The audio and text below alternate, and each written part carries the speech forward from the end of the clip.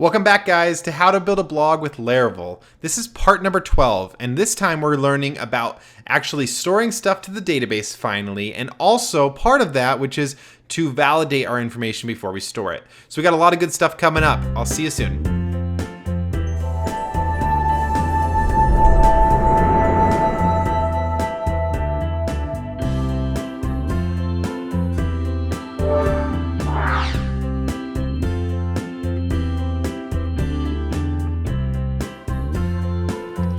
All right, so like I said, the main focus of this video is obviously to finish what we started in the last video of creating. We had a form that we made where we can actually create a blog post and then click submit to create that blog post.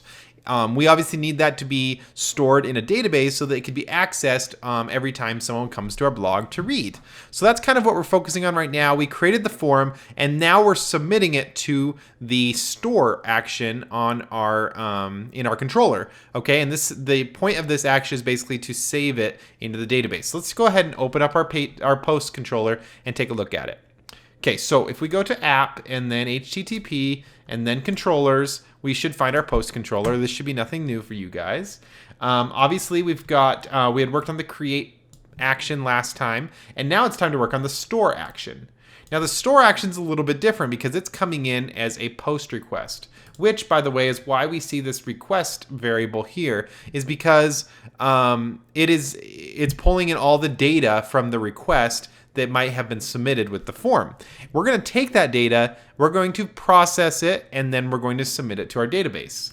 Now, with any good store request, this is basically the way it would be. You would write the code. The first thing you need to do is validate the data, right?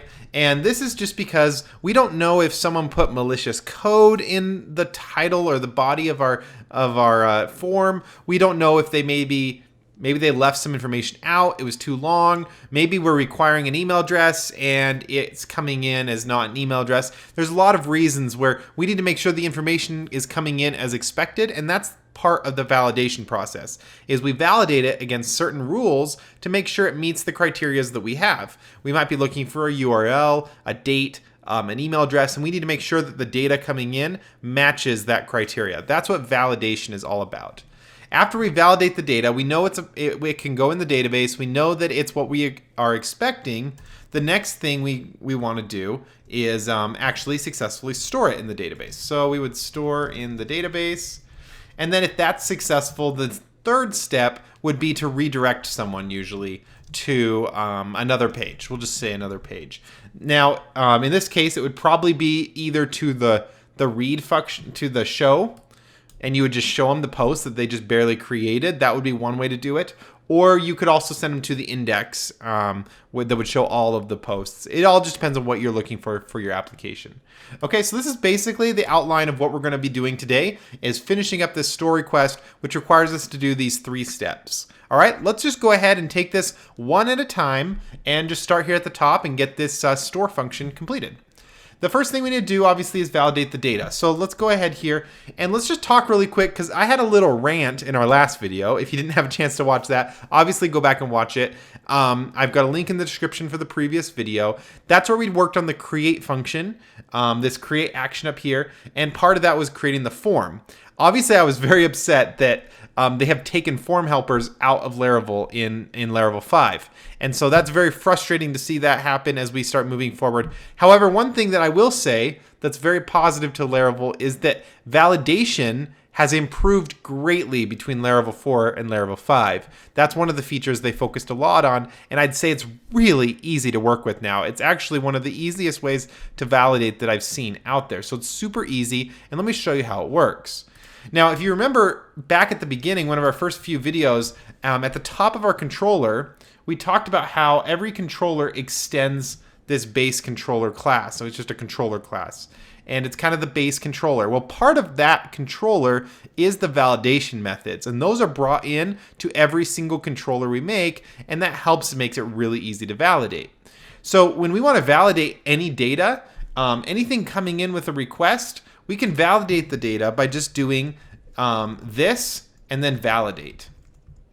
Okay, and this function here is going to validate the data, and then if we're going to create some rules for it in a second. But if the data does not validate or there's an error, basically what it does is it jumps back to the create function, to the create action, and will post the errors to the create action. So that's kind of the way this works, and it does all this automatically. All we need to do is call this validate function. Now, there's a little bit more we have to do than we've done already because it does require 2 parameters into this function. The first is the request, and so we can just store that as the request variable. And then the second one is an array. Okay, so let's go ahead and create an array, and in this array, we're going to want to, I'm going to go ahead, I'm all out of control here. Let's add some semicolons there, and then we can, the second part, this is this array, and that includes the rules that we want to validate against. Now, validation rules are basically what do you want it, what are you requiring it to do, okay? And this can be anything. Now, well, it can't be quite anything. There are restrictions on the ones that are built into Laravel, and then you can obviously build your own custom validation methods as well. But let me show you, just for starters, what's built into Laravel, okay? Okay, so I'll have a link to this in the description, but here's the page that I want you guys to take a look at because it shows all of the validation rules.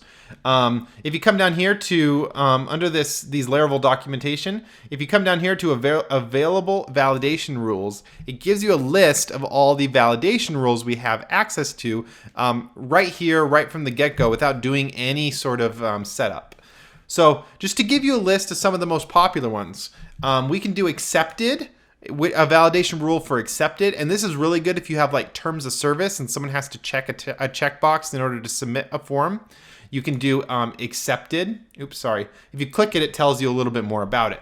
But this is great just to make sure someone checked a checkbox and it was checked and they accepted something. You can also make sure a URL is not just a dummy URL, but it's an active URL. That's what this does here. It actually does a quick DNS check to make sure that there's actually a server at this URL address, which is really awesome. You can check it, make sure something is all alpha characters, alphanumeric characters, and stuff like that with some of these awesome rules.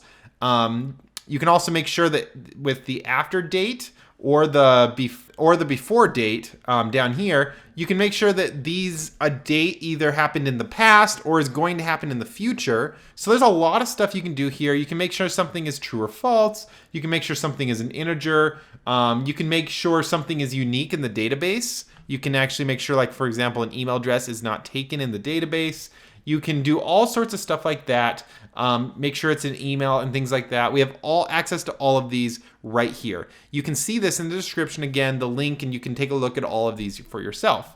All you need to do is choose the one that you're interested in, for example, the before date, and you can see how you would write it out, and that tells you a little bit more about how to use it.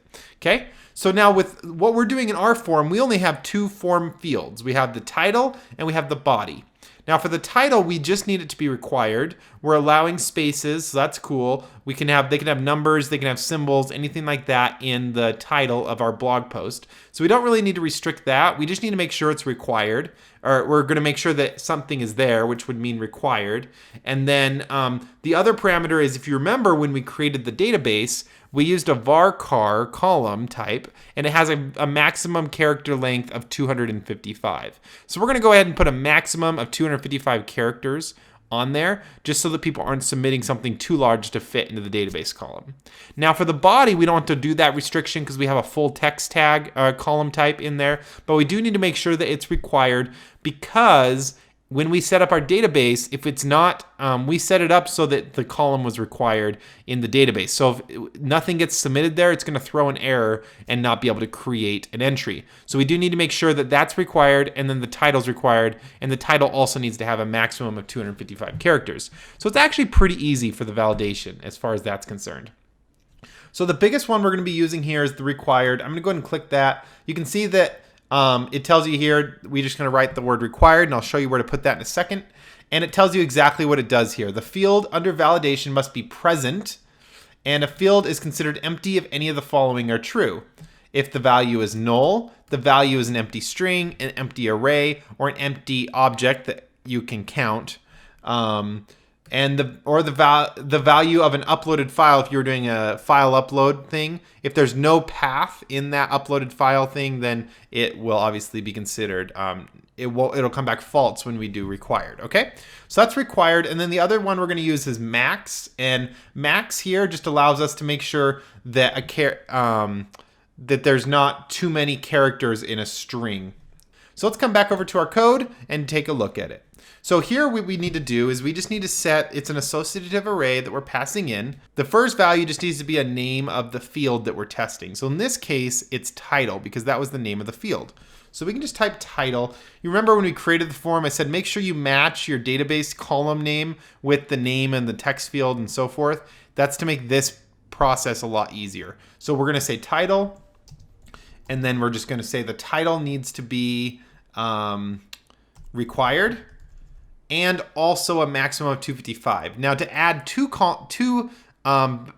rules together, you just add this vertical bar symbol.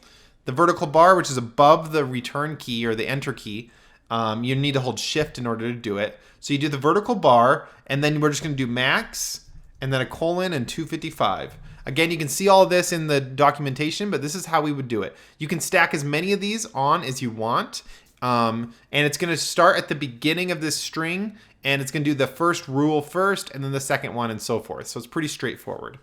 Okay, so that's the first thing, and then the second one is the body. So let's go ahead and pass in body, and then we're going to say this one is required, and it's just as simple as that, and that finishes out our validation. So we've actually got validation done. That's all it takes to validate something in Laravel, is to just run run the this validate command like we are here, and then pass in the rules that we want to validate. Now, one thing that's happening behind the scenes that you don't see here is it's also validating to make sure that there's CSRF protection. This is cross-site forgery requests. And I talked about this briefly in the last video, and it basically means when people are on other websites trying to fill in forms and submit them for you with like a bot or something like that. And we don't really usually want this. If you did want that, it would be a very specific scenario when you might want that. But if you did, you can turn CSRF protection off. Go ahead and look at the documentation on how to do that. It's pretty straightforward, but we don't need to learn that here.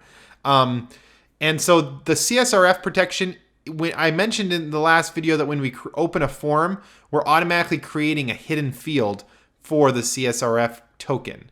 And that all happens behind the scenes. We don't need to worry about it. You don't see it on the front end. And then when we run this validate, it automatically verifies the CSRF to make sure it is valid with that form that we submitted. Okay, so as long as we use the form helpers on the previous page, and then we use this validate here, we're automatically getting the access to that safety feature, that security feature. In addition to that, we're also checking the title and the body. Now, I teach Laravel also, or PHP and other things in person to people. And the one question I get every time I teach validation is people don't like the idea of server-side validation, which is what we're doing here. This is happening with PHP, and the validation doesn't actually happen until you submit the form.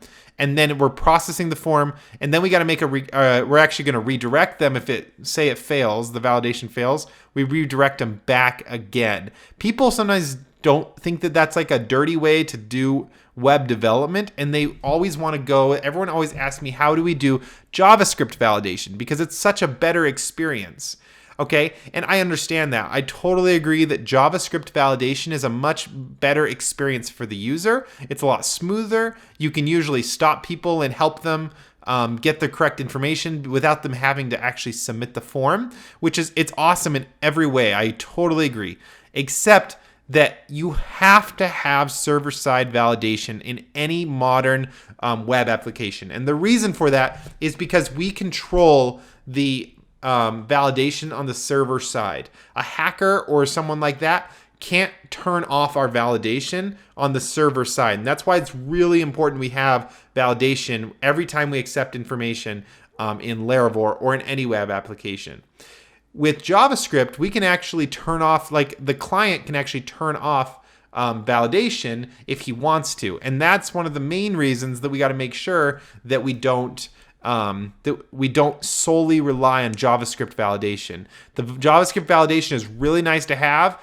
I would add it whenever you have the opportunity to. In most consumer-facing applications, you're going to want to have JavaScript validation to provide a better experience for them.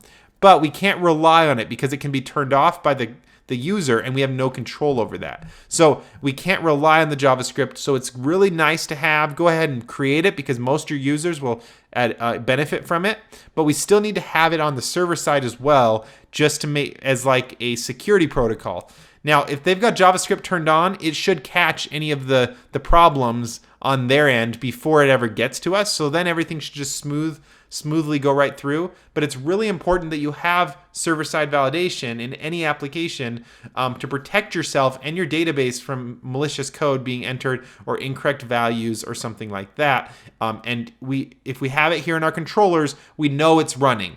If you have it on JavaScript, you don't know for a fact that it's running, okay? So that's why it's really important. Okay, so now that we've got this set up, our validation's correct. If we fail the validation, behind the scenes, this validate command will actually just execute and render us back into the create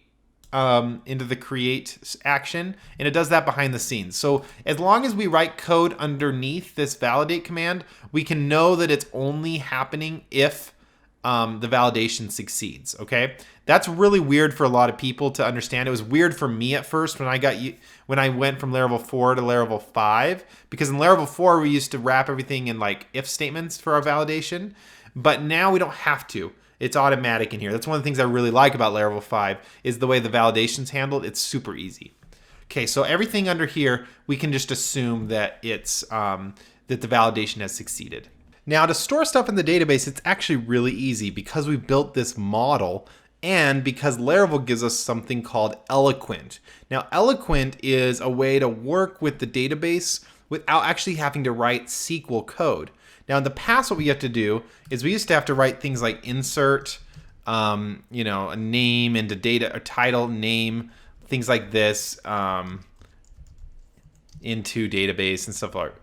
You don't have to do that, or into posts or anything like that. We don't have to do that anymore and actually write raw SQL code. We can actually do something really cool, which is simply work with a new model object and then just save it with some awesome little methods. Let me show you how easy it is. No joke, how easy this is. So, for example, what we do is we're going to go ahead and create a new instance of a model. So in this case, we're creating a new post. So let's call this instant post. Pretty easy. And then let's go ahead and do, so the post equals new and then just post, because that's the object that the model that we were working with. All right, now in the next line, we can start adding things to this brand new post object that we created. So for example, we could do post title equals and set it equal to the title that came in from our request. So we'll just do request and then name, title, just like that. And then we'll also go ahead and do the exact same thing for our description or our body. So we'll do body equals request and body. So as you can see, remember, because we kept the text fields and stuff, the names the same as the database columns, again, it makes it really easy to learn and really easy to follow along with what's happening. It's why it's really important that you do that. All right, and then we can continue doing this to add any other data that we might have and that we've validated into our new object. And then when we're done, we can simply save the object with the save command. So in this case, I just do post and then save and the save method. And now it's going to go ahead and save that new item into the database. Awesome. Now the last thing we want to do is we're going to want to redirect someone to, say, the show page, which isn't going to show anything. But for right now, that's what we're going to go ahead and do. This is so that they can actually see the thing we just created. If they want to edit it, they can do that. Or they can go back to something else in our application, okay? So we've gone ahead, we've validated, we know it's good, we saved it to the database. The last thing we need to do is actually redirect them. In order to redirect in Laravel, you're just going to do return, and then you can do redirect, and then we're going to do the named route. So we're going to do route, and then posts.show. Now what this does is it obviously redirects them to the named route called posts.show, which goes into right here. Now we know it's called post.show because if you go back to your routes list, which is right here, you can see post.show is right here, and it's going to go to post / and then the number for our posts, right? For the current post that we have or that we want to view. All right, so this is where we get these names. Remember that this is where I come up with these names. So we need to do posts.show. Now there's one thing we got to remember that we haven't done yet, and that's that for this URL, it actually goes to post/ and then a certain ID number for the post, okay? So what we need to do is we actually need to pass in the post number that that we want this page to go to, because if we just go to /posts, it's actually going to go to right here, the get for posts. And we want to go to post/ then the number. So in order to do that, we just have to pass in as the second parameter here, the ID number. Now we could hard code it like number 1, but obviously that's only going to work for the first blog post. So what we're going to do is dynamically fill it.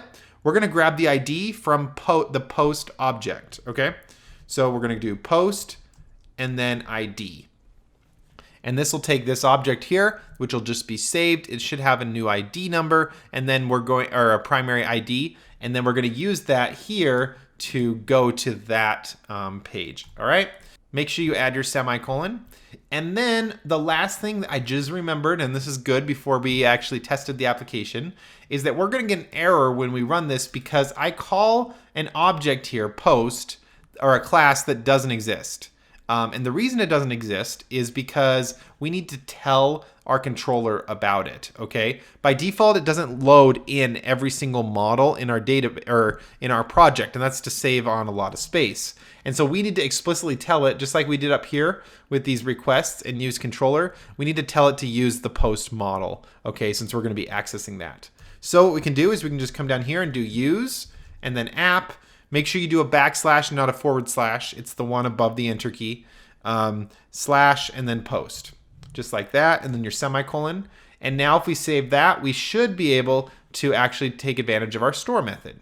So let's come back over here, and let's go ahead and go to posts / create. This should open up our form, great, and let's create a new posts. Okay, so now that we've got that, it's the moment of truth. We're gonna create the post, submit it, and sure enough, it actually went into our database, okay? So it went under posts number 2, and I think the reason for this is because I tested this before our, obviously before I make this video, and so the number 1 slot was already taken, and so that's why I have number 2, but you guys will probably have number 1. Now we don't see anything here, and that shouldn't be a surprise because we haven't, it's sending us to this page and there's nothing to see here, and that's what we'll work on in the next video, is putting something up there. But this is what we have right now, which is really awesome, the fact that it's working. Now we can make sure that it works by opening up our SQL Pro. Let's go ahead and do that before we finish the video. So if we come down here to our applications, you can use MySQL Workbench if you're on Windows. We talked about this when we set up our database a couple videos ago. I'm going to use SQL Pro, and I'm going to log into the database and then make sure we access the blog table database that we created. This should give us a whole bunch of the tables that we're working on. And if we look at the post table, you can see here that I actually have 2 blog posts. You'll have 1 probably, but you can create more really easily by just keep submitting your form. So we are saving into the database and it's working perfectly. Okay, so this shows you that everything is working as expected. We've created, now we've stored it into the database. Now it's time to read and update these files, and these are the things we're going to be doing in the next few videos. All right, so our CRUD applications are moving right along, and you're really starting to see how to actually start storing data. And soon in the next video, we'll talk about now pulling it out of the database to display it to the users.